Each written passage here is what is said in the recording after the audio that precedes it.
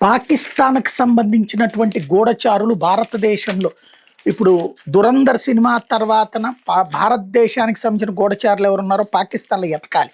కానీ మన దగ్గరొచ్చేటప్పటికి ఎప్పటికప్పుడు ఎతుకుతానే ఉంటాం. ఏరి వేస్తూనే ఉంటాం. బట్ మన దేశంలో ఇతర దేశాల నుంచొచ్చి సెటిల్ అయినటువంటి వాళ్ళని అంగీకరించేటటువంటి మనస్తత్వపు ఇంపాక్ట్‌తో వాళ్ళెలా తీవ్రవాదులుగా ఉంటారో మన కర్నూలు దగ్గర చూసాం. అన్నమయ్య జిల్లా చూసాం.